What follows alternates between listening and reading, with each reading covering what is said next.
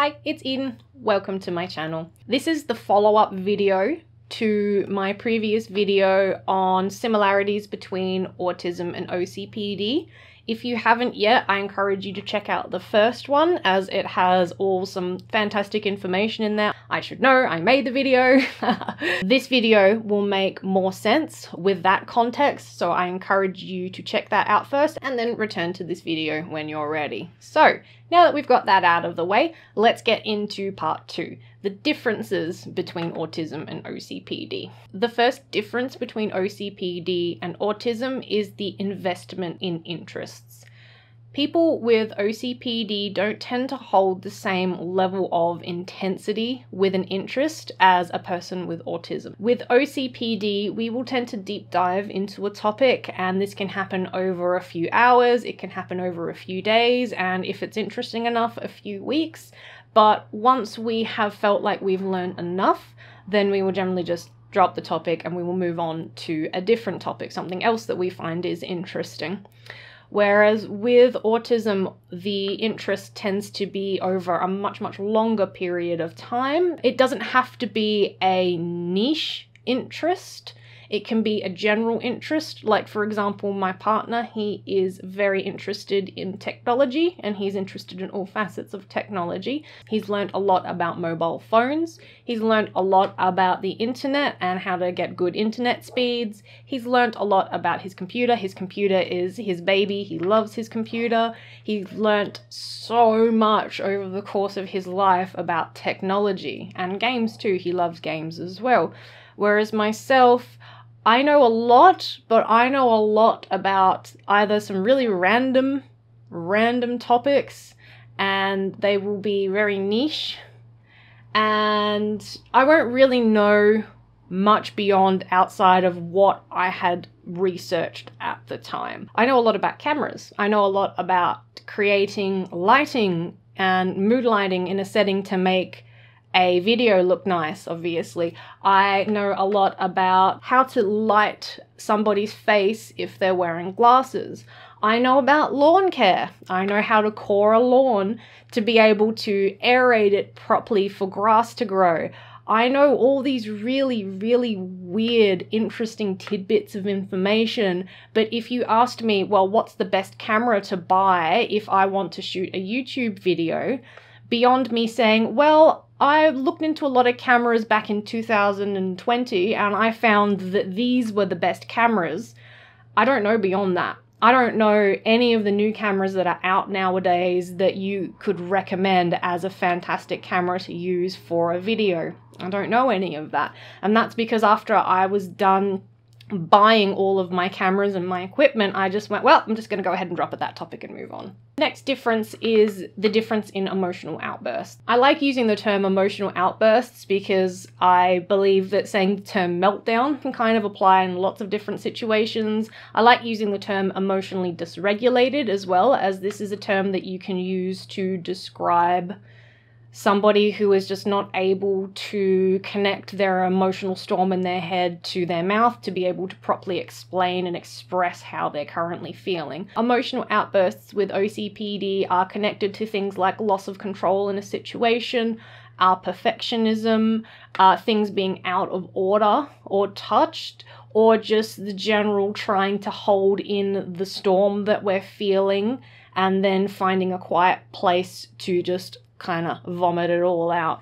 Whereas with autism, emotional outbursts, meltdowns, emotional dysregulation, these things can all occur with things like holding in your emotions, just like with OCPD, but also sensory, or having the sheer overwhelming task of having to plan just going out somewhere, or having to just plan your day-to-day tasks can sometimes feel so overwhelming that it can lead to an emotional outburst or a meltdown, whatever you like to call it. So whilst, yes, we do share the tendency to have these emotionally dysregulated moments, they are at their core different. The next one is to do with memory. Many people with OCPD feel that they have a very good memory when it comes to small details. When I say small details, I don't mean a general picture that's been changed slightly. as I was saying in the previous video.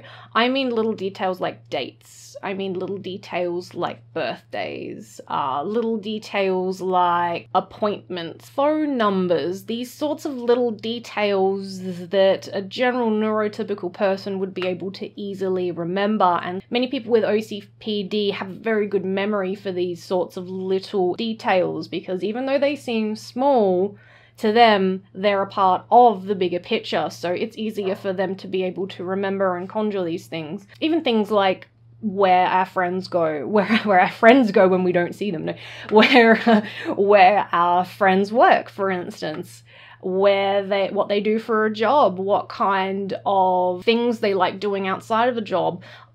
Somebody with OCPD will really remember and hold on to these little details. But somebody with autism, on the other hand, these sorts of details seem a little more inconsequential. They don't need to remember a lot of these things because they are so small.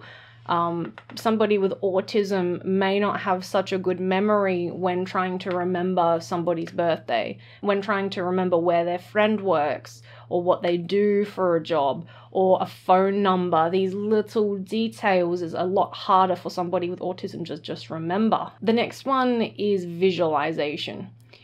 OCPD people, they have pretty okay visualization within their brains, within their minds, but it can be skewed, especially when perfectionism comes into play. With people with OCPD will often have an idea in their head, and in their head it looks perfect, but when they bring that idea out into the real world, it may end up looking totally different to how they thought about it.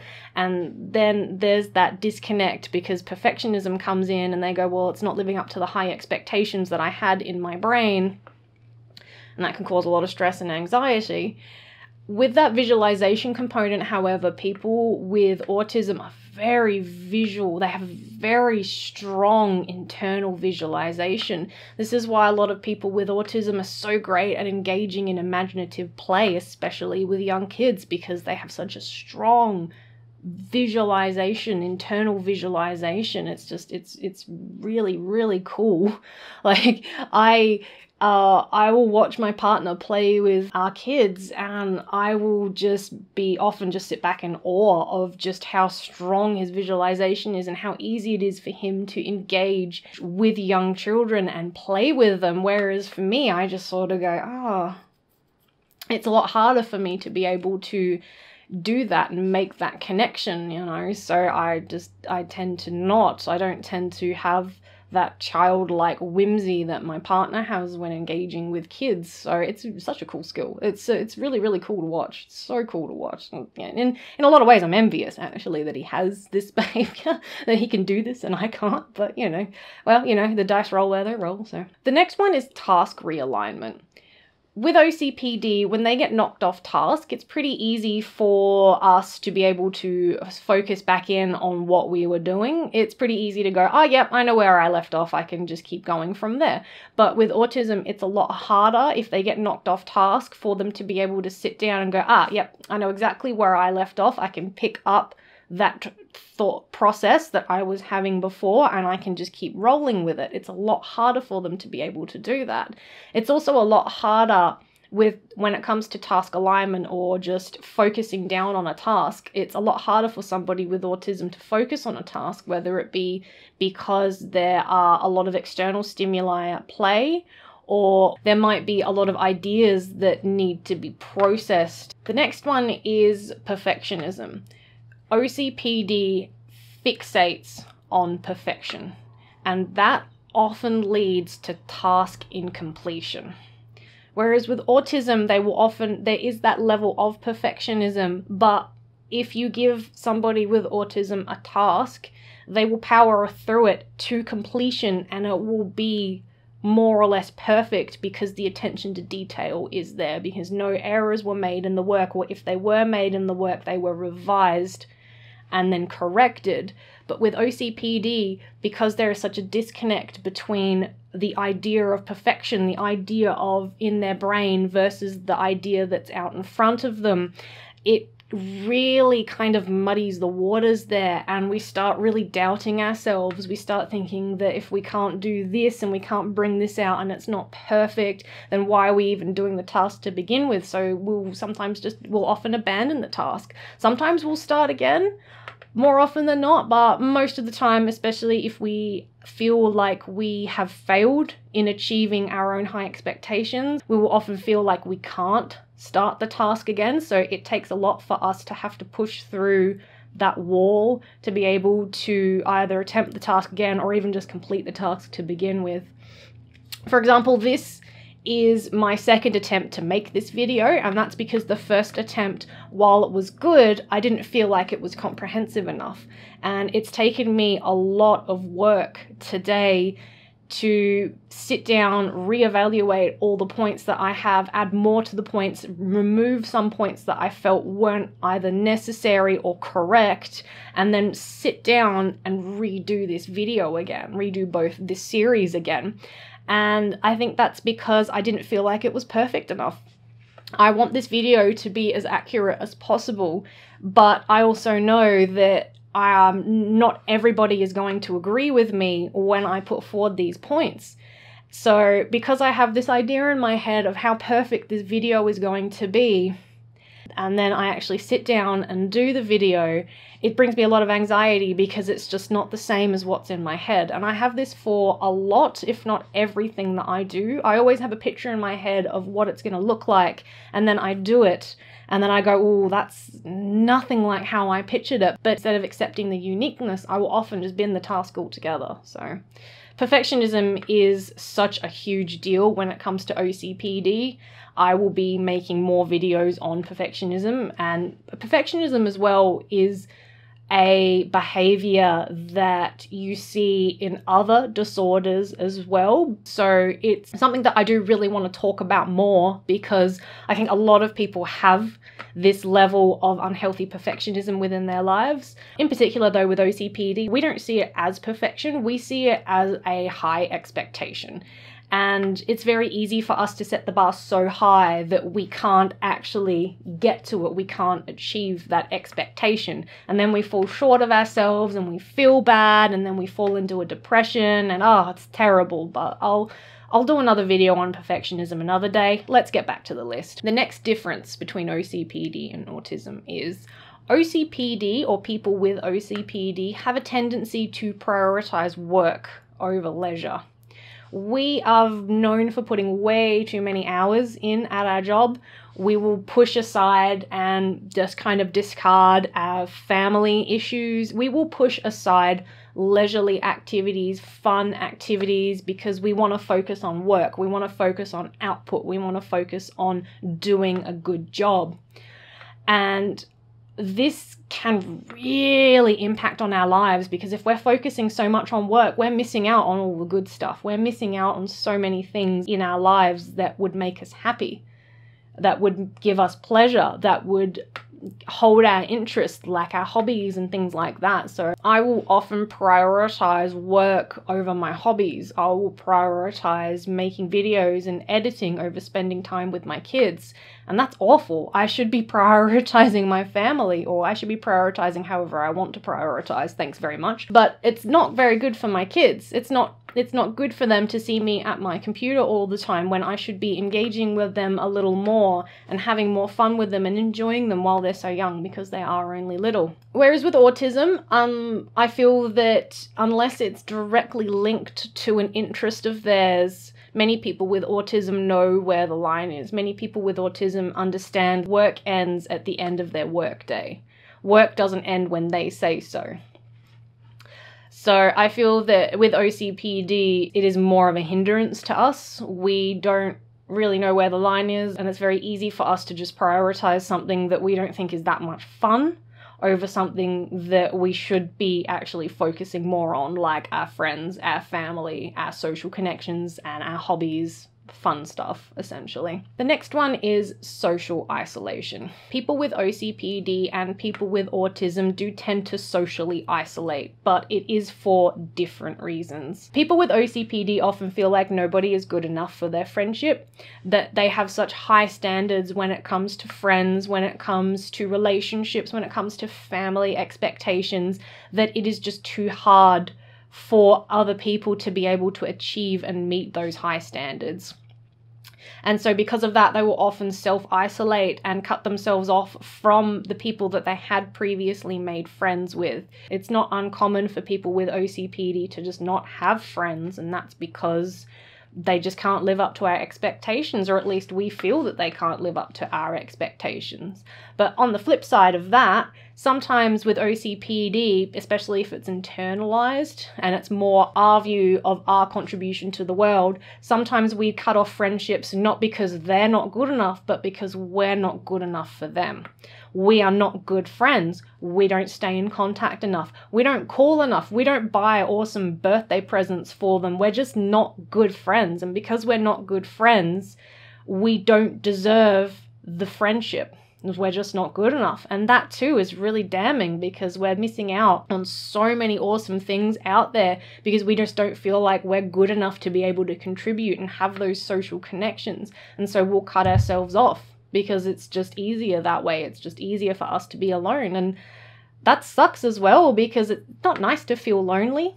It is an awful feeling within ourselves to feel so lonely, especially because we as humans need that social contact. We need to be around each other. But so many of us with OCPD, it is just so much easier for us to cut off from the world, whether we're not good enough or they're not good enough. It doesn't matter. It's just easier. With autism, social isolation does occur, but it may not just be due to expectations of a friendship or relationship. It could be that going outside is just really difficult. It could be that experiencing the sensory aspect of the world is just so draining that it's easier for them to stay at home. The anxiety of trying to make friendships as well, or the energy that needs to be put out to create these friendships or maintain them, it's just too much to deal with. Having to go out in public where there's so many things going on, when there's visual things, where there's different textures. Coffee shops make coffee that you might not really like because it's not what you're used to, or not what you're expecting in terms of how a coffee is made, you know. All these things really, really snowball, and it becomes very hard to go out and make these connections because of that. There is this theory when it comes to connecting with other people with autism known as the double empathy problem. The theory basically suggests that when people with very different experiences of the world interact with one another, they will struggle to empathize with each other. The double empathy problem could be another explanation as to why people with autism choose to self-isolate, because they feel like nobody just quite understands them in the way that they want to be understood. The next one is people with OCPD often deal with an overwhelming need to be punctual. Being 5 minutes late, even just in a casual catch-up, gives us so much overwhelming anxiety. Sometimes we'll even cancel, especially if it's going somewhere that we don't really know the full layout of. It could then put us in danger of being late, and we don't want to be late. So it's just easier for us to cancel the outing altogether than it is for us to be 5 minutes late because we couldn't find a park, or 5 minutes late because we got the bus schedule incorrect. It's just, it's so important for us to be punctual. It's so important for us to be on time, and that it really hinders us, and it gives us so much anxiety. Often too, if we have appointments, we will just clear our schedules for an entire day if we have an appointment at 3 p.m. because then we definitely know that no matter what, we're going to get to that appointment on time. But what are we going to do with the rest of the day? Well, there's nothing we can do because we have an appointment at 3 p.m. So at 9 a.m. we could be saying to ourselves, maybe I'll just quickly go out to the shops. No, we can't because we have an appointment. Well, what if I did some washing? Well, we can't because we have an appointment, you know. We just simply can't. So I'm not sure how somebody with autism feels about this. I find that my partner is a little looser when it comes to punctuality. He's not as fussed if we're late catching up with somebody. He doesn't seem to mind too much. Other people that I know who have autism aren't as fussed. And I feel that that's because there's so many other factors that they have to worry about, that being punctual is the last thing on their minds. So I don't know. I can't speak for somebody who has autism. So if you agree or disagree with me when it comes to punctuality and you have autism, let me know in the comments below what you think and what you feel. The last difference between OCPD and autism is rigidity for rules. I don't mean routines, because both OCPD and autism love routine. It's very good for us to have routine because we know what to expect. We don't have anxiety because we don't have to try and account for the unknown. It's just we love our routines. But I mean rules. With OCPD, we have a ridiculous preoccupation for rules. We love rules. Rules, rules, rules. All sorts of rules. And to not have rules brings us a lot of anxiety and stress because there's no way that we can conduct ourselves without knowing what we can and what we can't do. Rules are there to create and keep order, in our opinion anyway. To not follow a rule causes chaos. So with autism, rules can be a little bit more flexible, and I feel that it's more the misuse of unspoken rules that tend to cause a lot more stress and anxiety with somebody who has autism.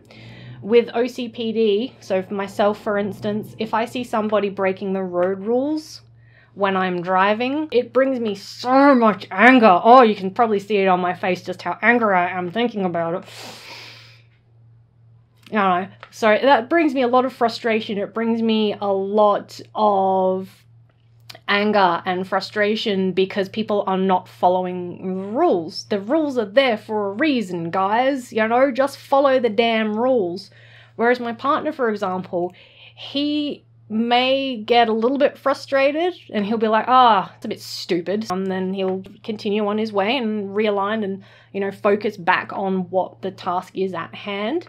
Not all the time, though. Obviously, there are exceptions. If there are idiots being idiots and breaking road rules, especially if there's a lot of them, he's obviously going to get just as frustrated as me. But he definitely doesn't go from nothing to absolute rage like I do when he sees somebody breaking a rule.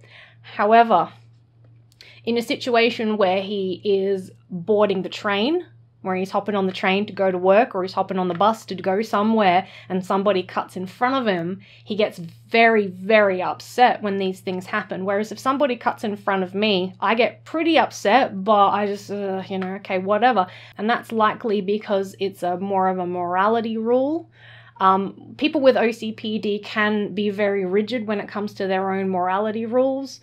But me personally, I find that the whole unspoken rule of wait your turn doesn't seem to get enforced out in public as much as it should. And it does irk me, but not as much as it will upset my partner, because he doesn't like that people are just not following unwritten rules, like wait your turn, like don't yell over each other, wait for your turn to speak, wait in line at the shops, one at a time. It's especially when they're rude to him about it, like that really just gets his goat. But with OCPD, it seems that the more written the rule is, the more upset we're going to be when we see people breaking them, and the less likely we will be to break them ourselves. Whereas if it's an unwritten rule, there is a touch more flexibility. And with autism, it seems to be a little bit more of both. And I think that is, it's probably more due to our own personal preference and maybe personal experience with the outward world around us. How do you feel about that? Do you have OCPD? Are you very moral and very rigid with your morals? Do you have autism and you find that you're very rigid when it comes to written rules and people around you following written rules? Does it give you stress and anxiety when rules are broken? Let me know in the comments below. I'm very interested to hear about that. So those are all of my differences. I hope that you enjoyed both my last video and this video. If you agree or disagree with anything, please let me know either in the comments below, or you can feel free to email me hi@edenv.com and we'll have a private discussion. More than happy to do that. I'm very interested to hear your thoughts on the matter. This is a very fascinating subject, although I do find that when it comes to mental health, there are always overlapping behaviours. And I think it's very interesting because when you have a cluster of mental health issues, mental health problems, whatever you like to call them, that often these behaviours will overlap. Often these behaviours will actually intensify because there is overlap from two different labels. And I just think it's really interesting to know and learn more about these behaviours, because it gives you that knowledge to be able to detangle what goes where specifically. And I think that it's a very fascinating subject. Somebody has also asked me the similarities with OCPD and ADHD, and I will release a video in the next few weeks that will definitely talk about that, because there is a lot of overlap. I hope you enjoyed this video. If you did, please subscribe. You feel free to share my content too, obviously. Give the video a like, a thumbs up, lets me know that I'm doing a good job. I just recently hit 300 subs and oh my goodness, I'm very, you see I'm very happy. I'm very happy. I'm very proud of myself because I didn't think that I would get this far. I think this time last year I was sitting on 20 subs and I was not crying myself to sleep every night, but I was very depressed because I just didn't know what I could do to start building my channel. But now I feel like I do have a direction that I am going in, and it seems to be slowly, well, actually, it seems to be gaining a lot of traction now, which I'm really happy about. So I have had people ask me my personal experiences in how I was diagnosed with OCPD, what has been my experience with ADHD, especially growing up, and people have been asking me as well for mental health updates from myself, and I'm more than happy to give these updates, but they will be a little more ambiguous, as I just feel that this channel is meant to be more of an instrument to help you, not a dumping ground for me and my feels. So I'm more than happy to give these updates, but just be advised that they probably won't be as in-depth as you might like them to be. However, I'm happy to share my stories where I can, and if my stories help people, then, well, I love to talk, obviously. So thank you for being here with me today. I really, really appreciate it. As always, my name is Eden. I have lots of ideas. I will see you in the next video to talk about another one. Ta-ta!